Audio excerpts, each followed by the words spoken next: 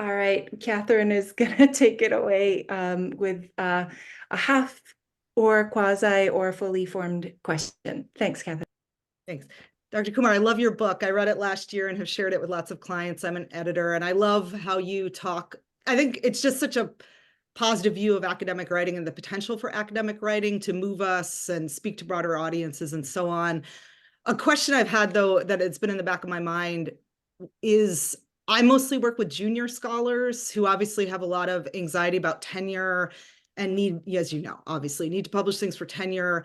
And so I'm wondering, like, how you think this fits into peer review, because I feel the authors I work with feel a lot of pressure to potentially write a particular way and worry about gatekeepers and peer review who are looking for engaging with just speaking that sort of normal academic speak. So I'd love to hear your thoughts on that.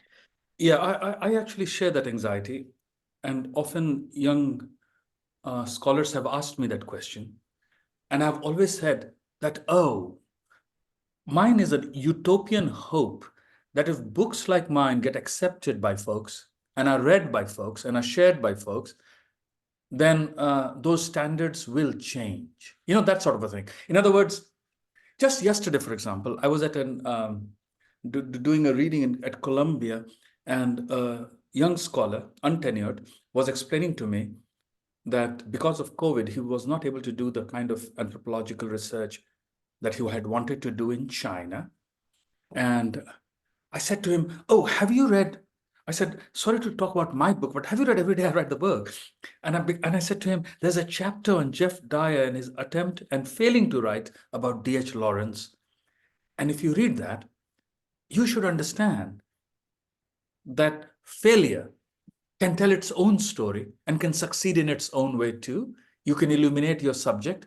And I'm bringing this up only to say that I was trying to, in some ways, broaden the canvas of what is acceptable or should be acceptable as academic writing, and how we can be inventive and creative about thinking about it, you know? And in trying to present in chapters like the one on nonfiction, where I mentioned Saidiya Hartman and others, I was trying to say to people that if I provided a whole damn list of works that are inventive, then people will just have a broader range of reference, and we will not be demanding a certain kind of, how should I put it, somber, solid monograph, but actually that is something that is erudite, but much freer in its structure and form, and can give people a voice that allows them to stamp their own particular personality on the page in some ways that do not seem frivolous, but seem serious and to advance knowledge. Does that make sense, Catherine?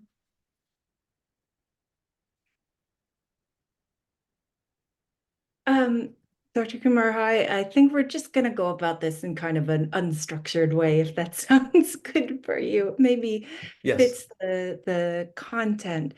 So I know that Marnie had a question, and maybe we'll go to Teresa after Marnie and Zofia after Teresa. So I'll write these names in the chat. Marnie, are you cool to go next? Sure. Thank you. Dr. Kumar, I loved this book. Thank you so much for writing it. I started my publishing career at Duke University Press, so I was and knew Ken Wissaker there quite well. So it was great to see this book come up here, and to get to be a customer. So I tend to edit mostly health sciences works, and mostly journal articles and grant proposals, although recently some promotion and tenure packets as well. So I don't know how familiar you are with that. Not much, yeah. Right. So there are some really, I feel like very inflexible expectations for some good and probably not so good reasons about how this material should be structured, where people will find things, how much of your own experience can be brought into it explicitly. And as I was reading this book, this is something I've been struggling with lately a lot in my own editing. So it was great to read the book right now because, for instance, I recently edited a grant for someone, and she had included, it was a grant she actually was an anthropologist, but had switched to a biological science. And she had written in the grant just a little piece about 2 sentences about her own experience with her child at daycare. And the reviewers hated it. I mean, the reviewers clobbered it. I loved it. I asked her to leave it in. I am wondering if you see a way to begin. So I guess I tend to edit out all signs of life because I'm afraid that if I don't, they will be rejected. So I'm wondering if you see any approach to allowing a little bit of wiggle room in the structure, form, style, voice of these kinds of, I think the tenure and promotion packets are one opportunity, and I love your examples there, but that's my question. Yeah. It's a serious problem, really. I mean, I should, again, just as I was saying with Catherine, I'm aware of, the pitfalls of what I'm advocating for and how it might be met with rejection immediately. And not only that, I should also add, before proceeding further, that sometimes when my students write from what would be described as a personal viewpoint, I sometimes think they're making a mistake. I think their writing would be much more serious if they actually stepped out of the space of the personal and explored the world. That is also true.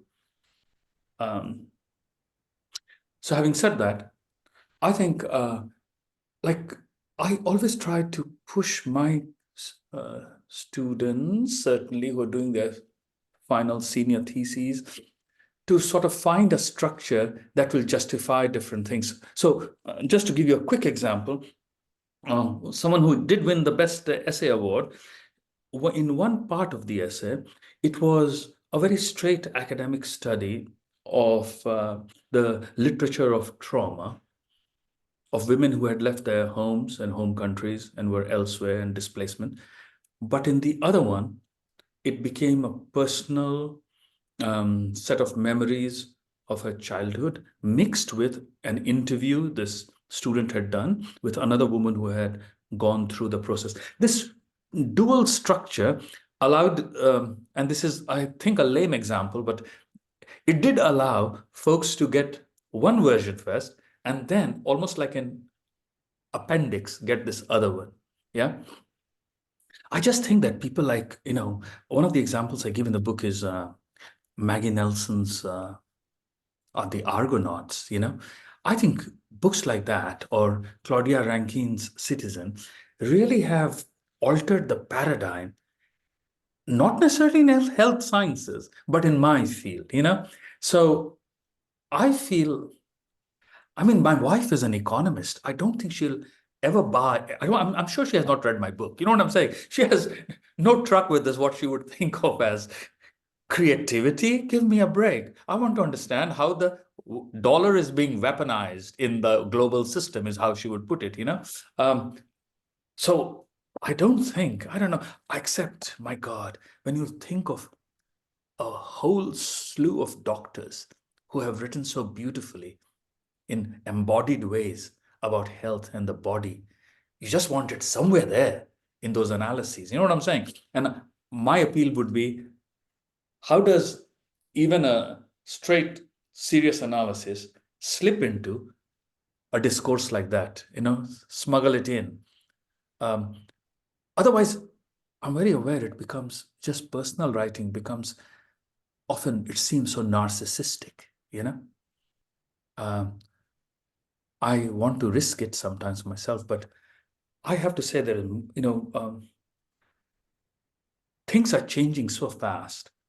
When I was a grad student, many of the books that we are seeing now were not in evidence, but now they are. The mixing of genres, the crossing of boundaries. So I think even the conversation we are having today, 5 years from now, will seem a little bit dated. That's my optimistic prophecy.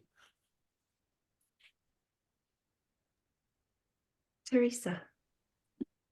Yeah, this segues very nice with Catherine's and Marnie's comments about form. And as editors, we sort of mediate And if you know something about genre studies, that's something we pay attention to is genre. And, part of our job is, yes, to help the author fit in with the genre,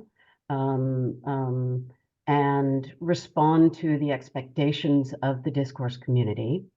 But it's also, so that's the pragmatic side of it, but it's also that we want to help them, because that is also the role of a scholar, to push the genre, to expand it. And so, these things in the form section, in defense of the fragment, I blame the topic sentence, neither nor, this sort of against closure. That works really well for me.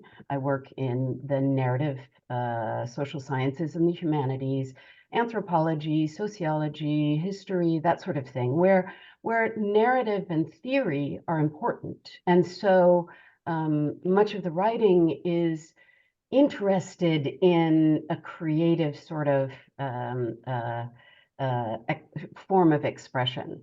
But that's much more difficult to do when you get further into, sometimes I do very sociology sort of stuff, a little bit, more of the IMRAD style, definitely a methods section, still room for some nice expression and discourse. But could you talk a little bit, knowing that you come from the creative English, a little bit about, the push and pull between pragmatic, fitting in with the genre, helping our authors fit in with their genre so they can pass the gatekeepers and get published, but then also pushing the genre a little bit, stretching it a little bit. Can you talk a little bit about that? Yeah. I think you're doing a great service to academe if you, as an editor, are saying to your authors that you need to push the genre.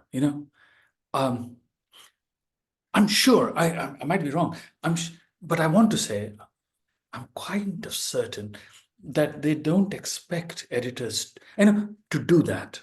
I think most scholars expect to be told by their senior colleagues and by editors to do the straight thing, in other words, to reaffirm established conventions.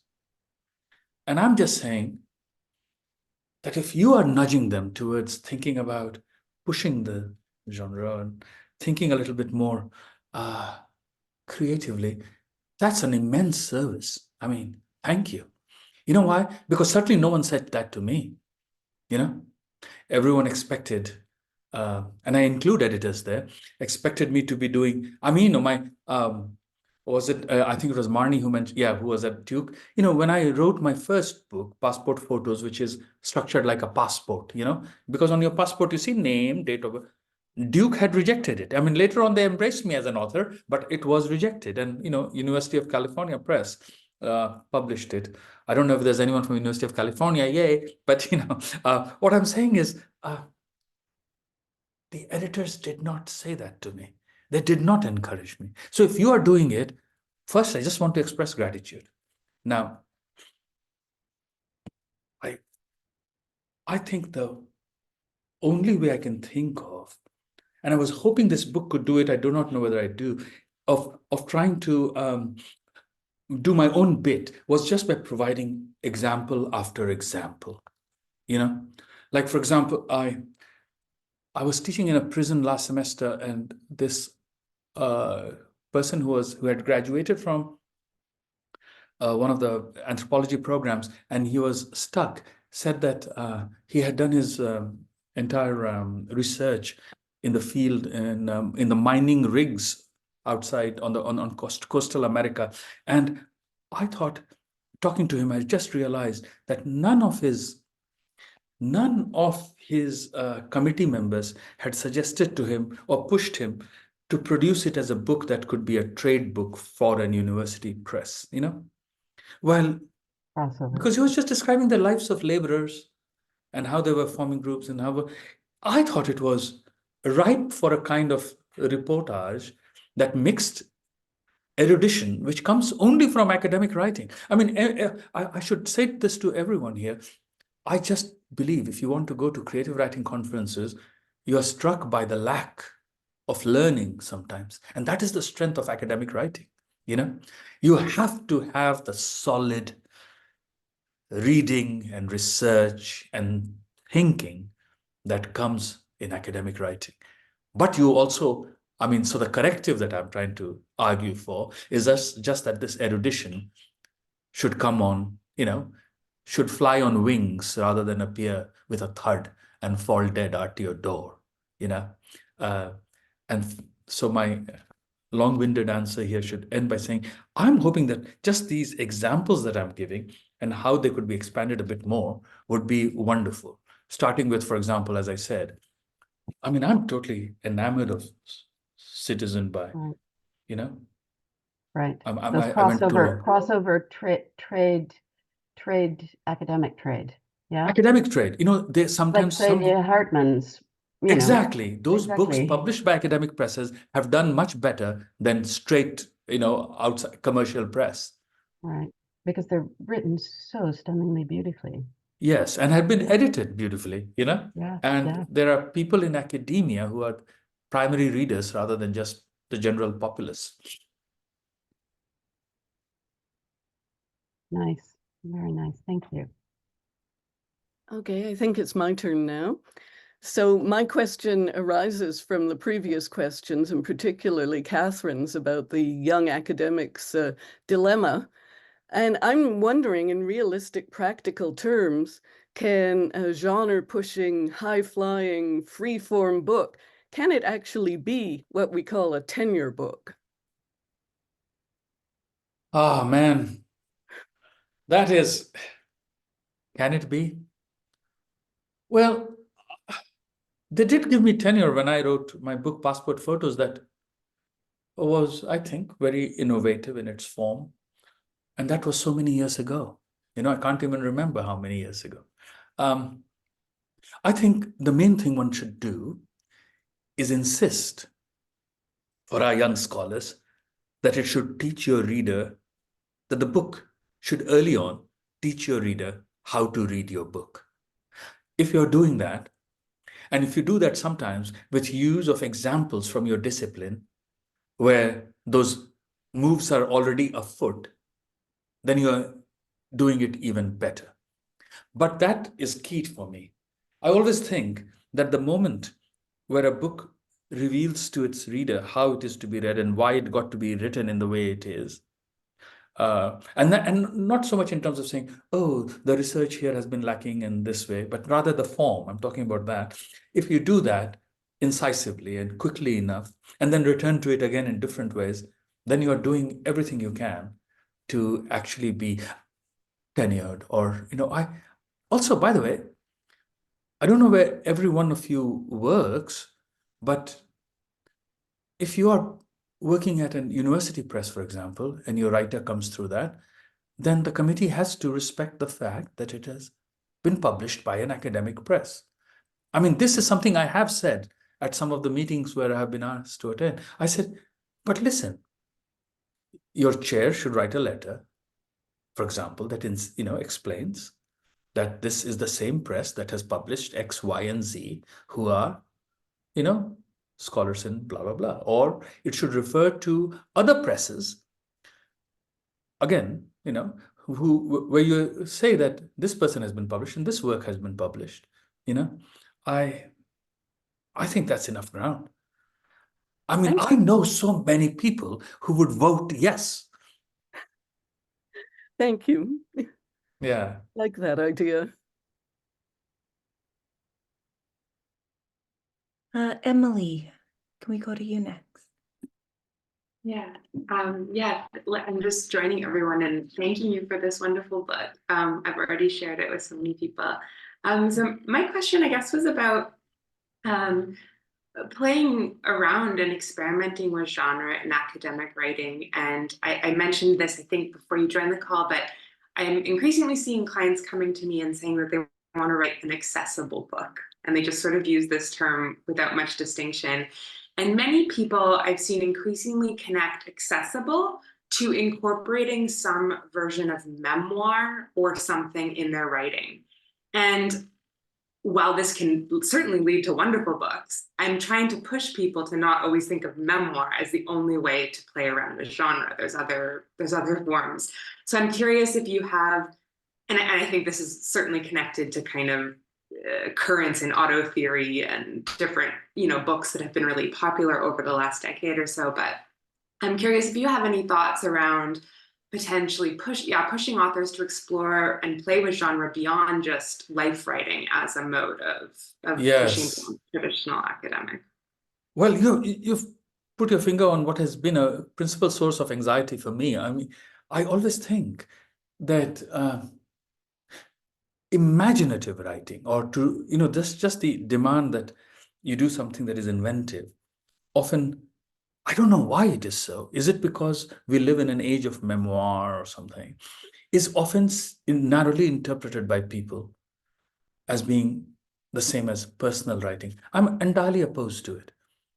In fact, that's what I was saying about 10 minutes earlier, about how the moment you ask something of your students, they turn to personal, the engagement with the self.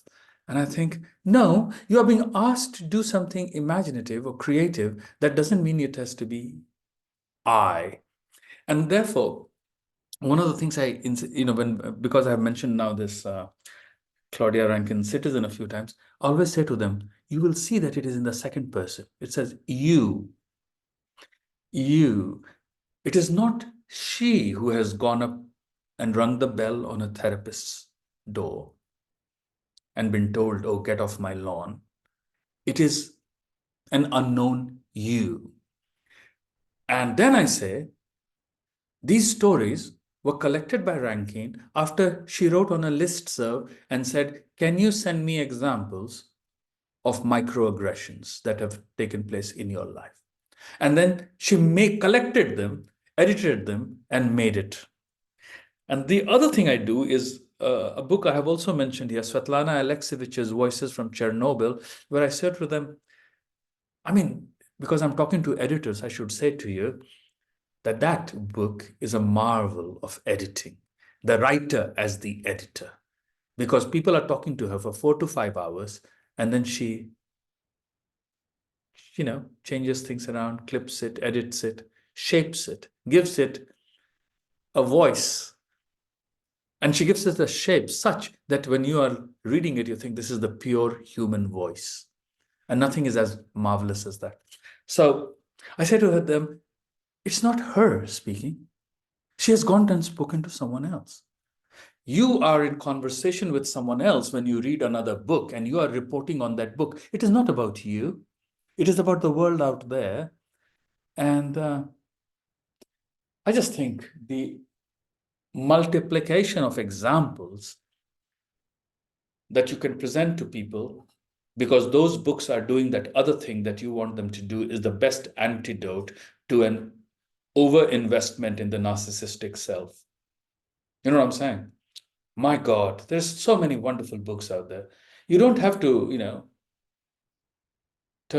my God, yeah. One's own shallow existence. I'm talking about myself, because I have that instinct sometimes too. And I think, get off it. Explore the richness of the world. I think editors should push back on that. Like, this story, that we understand why you're telling this story, it could be told so much more powerfully sometimes if you found someone else who was doing it. Unless all kinds of, I don't know, you're talking about accessible.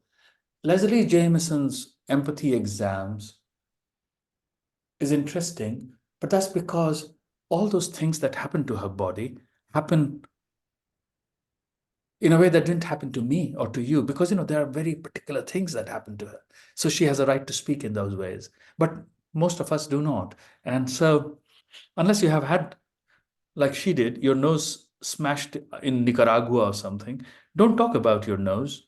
Go and find out someone else who has something to say about, their own circumstances and history. I'm sounding a little blunt or slightly reductive, but forgive me. But I'm coming rather strongly on that issue. How shall I say? Emily, I feel your pain because I do feel, it's.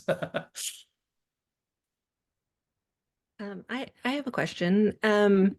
Thank you, for joining us. And it was nice to read the book and find like so many familiar names and also mixed together with so many new names as a reading list. I love finding new books and books. My question is just very straightforward. I mean, it's just to ask, I mean, we're a group of editors, so I think most of us work not at presses, but independently. So I think my question, and I mean, I personally do think that there's some room in academic writing and that there is plenty of good academic writing in addition to the,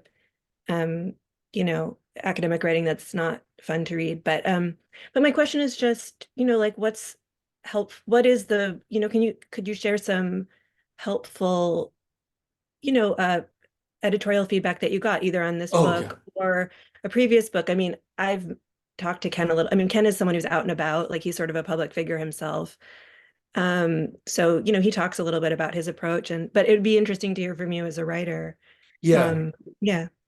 I haven't got any real feedback from folks like Ken because university presses rely so much on the peer review, so, and I haven't found that so good either. But my other editors in different ways have been so helpful. So maybe I could talk about that, and I think it applies to academic writing too. And the best thing that has always happened is that editors have been able to instruct me about structure. Like, how does something here belong with something here? And that structural part, to see the shape of the whole book better than I was, because what was I doing? I had this, this quote that I provide early in the book from E.L. Doctorow, that writing a book is like driving a car at night. You can only see as far as the headlights, but you can make the whole journey that way. So I have been driving only by looking that distance, and then I have held my breath to complete the bloody book. And when I'm done, I'm like, oh, I'm done. And then very quickly leads to a certain self-satisfaction. Well, that is the book. But the editor tells me, this can be a better book. And this can be a better book because, and they have some insights into what belongs where, how changing something. And there is the truth of narrative. Because by moving something from 3 to 5 and from 5 to 7, something else has emerged. That's great. The other thing I have very much benefited from is when editors have said, it's about my desire sometimes to address something very quickly and directly in order to make a point. And they have said, you can actually do it better if you let it be right now and let that point come later. Where just because you have delayed something, the force of what you have to say is so structurally, it's been amazing for me. I have, even when I've been confident about a book, to just hear the editor then say, actually, and then it seems as if a whole bloody mechanism has fallen into place. I'm like, thank you. The next martini is on me, So, Rachel, you will do some good for me and I'll be buying you a drink. That is it, structure. And later on, maybe, a little bit of voice. That's probably the main kind of work that we all do, I would think. I mean, yeah. Yeah. So there's a nice, by the way, there's a nice, that quote, that doctoral quote reminded me, there's a nice quote by Leonard Cohen about like being stuck in honey, like when he's writing a song or something. I don't know. I can't remember it exactly, but it reminded me of that one. Sure. Hi, I'll jump in. I'm Alex, and thank you, Dr. Kumar, for being here. This book was a breath of fresh air. I had a question, I think maybe more on the practical side, about the axiom to write every day, in that I work as a writing coach as well as an editor, and I meet a lot of clients who are still kind of in the research phase, and I'm trying to get them to begin writing early on, even before they hit like the heavy writing part of, and they have this tendency to be like, first you research and then you write. And so I'm wondering if you could talk a little bit about how to get people interested in writing in the research portion of their work. What do you write while you're researching? How do we make that part more exciting for authors we work with? Yeah, I don't know whether you all have been invested in a book that is called The Artist's Way, but after I wrote this book, I came across it, and it has this thing called the morning pages. It's by Julia Cameron, I think. Julia Cameron, yeah. Yeah, Julie Cameron, yeah. And if you have to write early in the morning without thinking of something else, what you have been researching and thinking about the previous day or previous night just comes out. And I have found it enormously liberating to just do that kind of writing. I think it releases something that is more sensorious inside you and allows you to continue doing. And the other thing is just having a separate journal where instead of thinking about coming back to the computer and adding something on the manuscript I'm working, to keep a separate journal where I just keep writing. Like, let's say if I'm writing about the lack of democracy in a particular country, and then I see a certain news item, it does not entirely belong exactly where I'm writing in my manuscript. So in the journal, I'll just start composing a paragraph. And then just because it is there, I'm able to come back to it and involve it and then include it in the main thing. That's something. I really think the practice of keeping the notebooks, because they are just, you sometimes write toward what you have noted down. And if you just, and sometimes you forget, and when you go back to it. So I think those tips for writers would be very useful. I really do also believe that if you do it's, that modest goal of 150 words every day, it's as if you are occupying this dream of writing, that you're never too far from the project you're working on. It's because, what happens in academia, certainly I was guilty of that for so many years. All the wasted years of my youth, basically, is that, you think, oh, I'm working on this big project, but you're not writing every day. So then you wait for a holiday or you wait for the right time. Mm-hmm. And it keeps the thing so distant from you. It's wrong. Instead, yes, if you just embrace my mantra of 150 words every day, you will never be distant from what are your preoccupations. And in fact, fate helps you, because then some things you encounter, you say, oh yeah, this belongs there, this belongs there. And your note-taking becomes much, much more of an active practice. So those are my little tips. Thank you. That's wonderful. Thank you.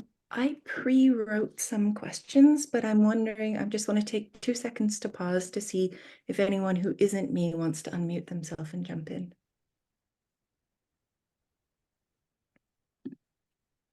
Okay, I'm going to ask one of my pre-written questions. So I'm surprised you called them chapters. I've been calling them essays. I don't know what they are, but the one that I like, one of the ones that I like is How to Throw Your Body. And yes, part of what I like about it is it's making me ask different questions that I hadn't asked before. So there's a line here that says, you suggest that writers, and I quote, write from a position of acute vulnerability. Books that have a distinct authorial presence, especially a presence that reveals its author's humanity or weakness, leave a greater impression on the reader's mind. And I think about friends of mine who feel like they've had their authorial voice sort of schooled out of them in graduate studies. So for editors who are helping authors to reclaim their distinct authorial voice, what advice would you have for those editors? One is, what follows from the issue of invulnerability or of being vulnerable is actually foregoing the desire for being utterly authoritative, to open oneself to the various ways in which one can be wrong or one is wrong. I find that, I think, maybe I'm exaggerating its importance, but I think it's the proper thing to emphasize in an academic setting, because we are taught very quickly to sound utterly authoritative about what we know, or to at least sound in control. And I feel, oh my God, that nervous voice of this, the person in the graduate seminar that I was also a part of, where we wanted to say something that we were not sure and yet wanted it to be authoritative enough to make an impression on the professor and our fellow students. I just want to shed that, not by becoming authoritative, but actually by understanding, let me explore my own limitations and to be able to speak from within my limitations. And what are those limitations? What are my biases? I think that would produce a much more truthful writing and ease the anxiety of wanting to be utterly authoritative. So that's one. Another is, I quoted that line, and I'll confess, I did not entirely even understand it. Now, here's a clear demonstration of my own desire to suggest how my authority is limited. That line is from Emerson, from David Shields in Reality Hunger. And the line is, the way to write is to throw your body at the mark when all your arrows are spent. Such a striking line. And throw your body at the mark when all your arrows are spent. I kind of understand it, and yet I don't fully grasp what it means when we are writing. I think the reason why I followed that up with the Saidiya Hartman example of turning off the lights and having to pee in a Coke bottle or something, if I remember it right, in an empty water bottle, sorry. Yeah, that was because I thought that is the moment where her writing becomes more embodied. So I was taking literally the idea of throwing your body when all your rest is spent. And I think some of those examples show it, except it can't just be simply about the body. It's always about the mind. And, so you're always in touch with the intelligence that is making sense of the body. That is the main thing. And I think writers, editors, certainly readers are able to accept more from the writer if that intelligence, that thinking is being conveyed on the page, even when it is about the body. Does that make sense, Letitia? I mean, I don't know if it makes sense or not. I'm not a very part of the limitations of my mind and body is I need to reflect in order to understand almost That's anything. Good. So fortunately we've got the wee robot taking the transcript here, so I can very good, very good, very good. Yes. Yeah. I want to keep some space open for other questions from the room. Could I hop in, Letitia? Please do. Thank you, everybody, for the conversation. And it's been enjoyable to read this book and get kind of shaken out of the norm of these advice books. It's not like that, and I enjoyed it. I was interested in my own reaction as I was reading. I found myself almost getting angry, feeling like there was once a golden age of being able to be an academic and have time to have deep thoughts and to be creative and push boundaries that has been ripped away from me and my peers. I feel such a sense of hustling and desperately trying to make things happen and make ends meet. And I was just curious, Dr. Kumar, or anyone in the room, if anyone had a similar feeling or sense, or how can we reclaim some of that, if that's even a fair interpretation of the world we're living in? How could we reclaim or resist some of the pressures we're under? I want to give the chance to anyone else to say something first, because that's a great question. It's for everyone. I have lots of thoughts on this, in that I tried and didn't succeed in spinning off a not-for-profit from my business, which is called Anti-Hustle, which like, if you think about the connotations of the word hustle, you have not only busyness and rushing and dancing, but you also have exploitation. And so how can we, many of us small business owners, resist the exploitation that is implicit in capitalism? I've got some free workbooks. I'll send them to you, Kate. But my answer is not as interesting as other people's answer.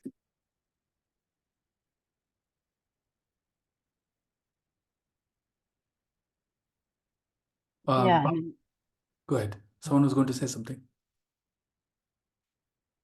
I heard a voice. let's not forget also that editors used to be in-house primarily, copy editors and all sorts of editors.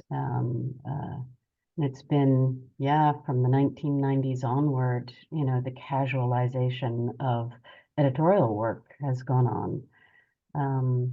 So that hustle is very real, and it's real for academics, and it's real for publishing houses as well. Things have changed so very much. There's this beautiful thing by, I think, Amitava called "What Was the Monograph?" or "What Was," I think it's called "What Was the Monograph?" And it was about what publishers, university publishers used to be in the good old days, in the golden days. It's very worth reading. Yeah, I'm sure. oh, Yeah, go ahead. Sorry. I was just going to say, we also have to remember that we do tend to look back at the past as a golden age. Yes. But it's just the way we think. But I was reminded of the chapter from the book about thanking the wives for typing. Nowadays, the wives are doing their own work. They're not just typing their husband's work. Very good point. That's a good point.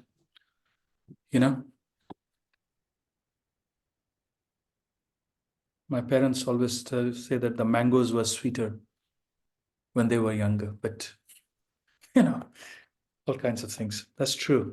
My chair of my department told a student who wanted to go into wanting to be an English scholar. She said, "No, I will not write you a letter of recommendation. I don't want to.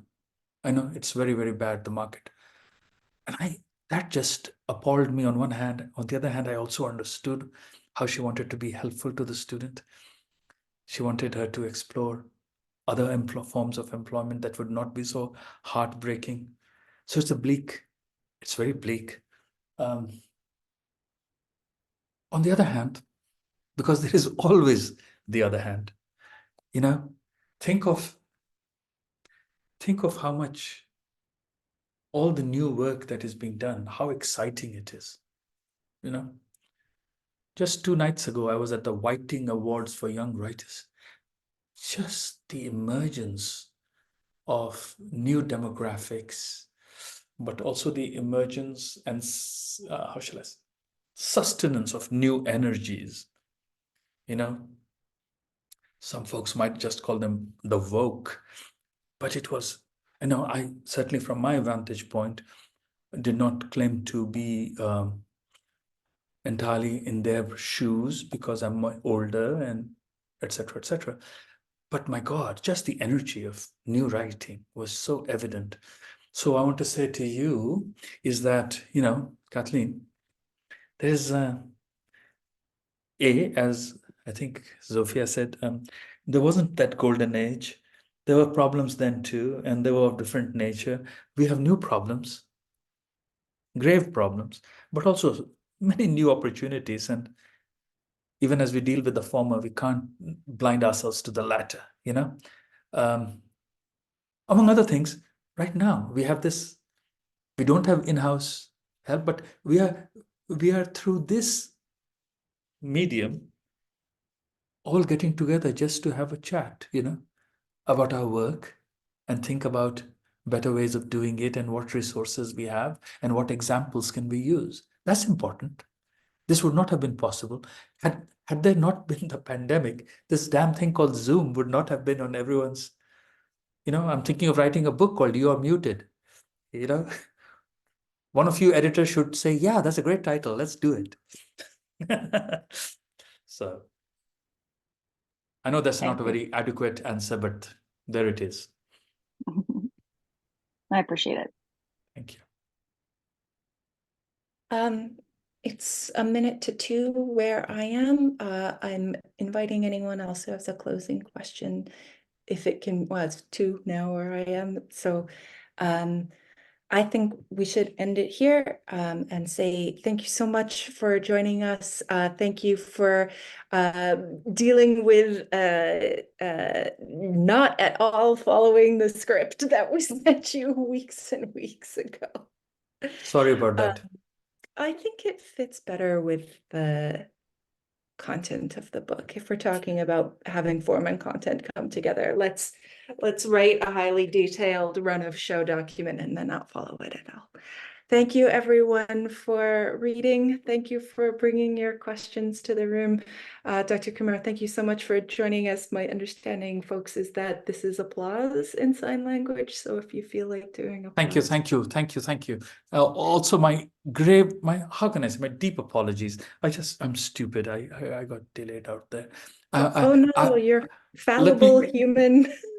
And let me just, before everyone goes away, let me just type my email in case you have any other thoughts or want to, chat anything. I'm always there. And thank you for the work you do. My colleague Bailey has also helpfully popped into the chat a reminder that, hey, editors in the room, we have another book club coming up. It's in June. We'll be doing another Q&A with the editors of the book, The Art of Academic Editing. There's an RSVP link in the chat there, so please come and join us for that one as well. It's going to be a really different conversation from today, and those are always fun.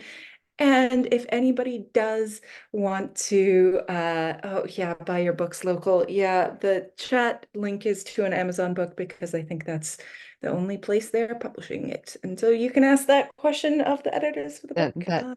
That came from the authors. Yeah.